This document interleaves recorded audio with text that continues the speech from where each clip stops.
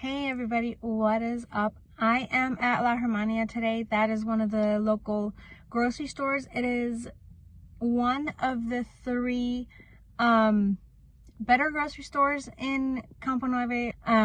There are multiple others in this town, and they are usually called Lopez and then have a number behind it between, like, I think it's 1 to 7 by now. Those ones are usually not as good. Everything about them is a little more just run down. It still shows a lot more kind of poverty, I guess. The buildings themselves, sometimes the floors are breaking a bit and have leaks here and there, and yeah.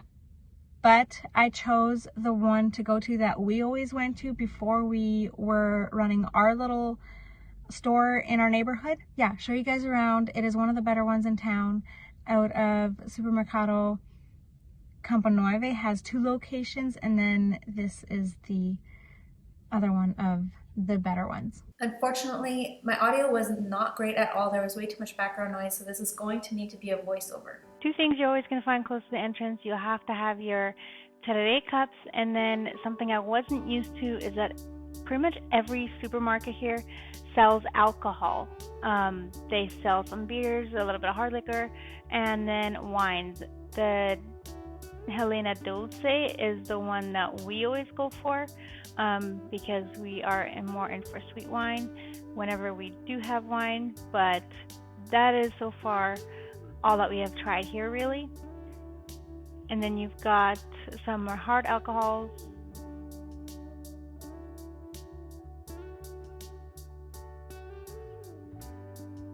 This calculator, for example, is 60,150 Guarani. So pretty much any larger grocery store is going to have at least somewhat of an organic section. This one happens to have one of the smaller organic sections. I have seen one store in town here that has a bigger one, but this one has more different types of pastas. As you can see, a little bit of nuts, and then whey proteins, cake batters, and different wheat products. For example, the oats here for 500 grams is 26,500 Guarani.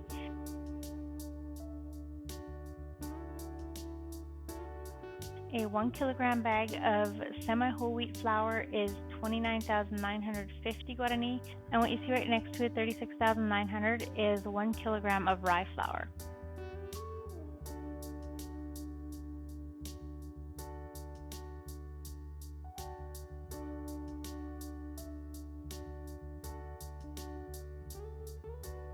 Now this one is pretty expensive, 99,300 for 500 grams of coconut milk flour. And the blue poppy seed for a bag of 200 grams is 27,900 Guarani.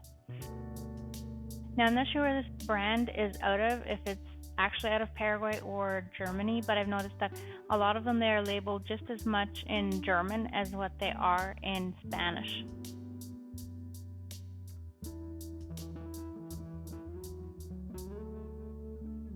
One thing I forgot to mention is how to be able to tell if it is actually organic. This brand has it labeled along the side here beside the barcode. It is Orgánico Certificado is what is going to say when it is organic.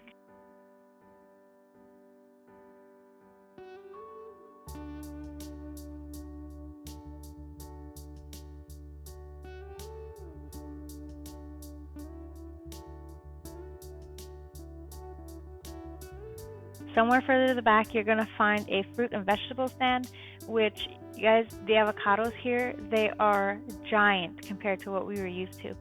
They are generally about the size of a grown adult's hand. And a lot of the prices, they are going to vary quite a bit, one vegetable or fruit from another, because this depends imported from elsewhere, like the tomatoes, for example. Right now, they're $26,000 per kilo. And that's because we have to import them from Argentina, because Paraguay doesn't grow enough of their own right now. And apples and grapes are 2 other things that are typically going to be quite a bit more than the rest. This store has their meat price listed like this. Most of them are 35 to 60,000 per kilo, and this is what their meat corners look like. So you just go up, you order however many kilos you want, and then off you go. These products here, the gel brand, are all imported, which is reflected in the price, and ranges from, like, the mustard powder was $29,900, and then some of them go up to like 70,000 guarani. Olive oil is very expensive here. It is 117,500 for 750 ml. And when I say expensive, I mean like the average Paraguayan, there's just no way they can afford it, and comparative to other options. Single serving K-cups seem to be pretty popular here. They're 36,900 to 64,500 for a box, which ranges depending how much is in a box, and then also somewhat seemingly on the flavor. And then whole coffee bean, 94,500 for 500 grams. Juan Valdez instant coffee is like Paraguay's version of Starbucks. It's 92,500 for 195 gram jar. You'll notice in this video I don't have too many of the day-to-day cooking ingredient type things on here because I did more of that in part 1. But as you can see, Paraguayans love their chocolate. You've got an entire aisle pretty much dedicated to chocolate. Something there's no shortage of here is cleaning supplies, detergents, things like that. The Paraguayan made ones, again, are a lot cheaper than the imported ones, like 64,000 for this Downy that is imported. And then shampoos, conditioners, plenty of options. Again, the Dove will be 31,500, and then compared to this Cedal, which is 20,000 for a bottle. There you can see a little bit the difference between something that is an American brand and then something that is made closer by.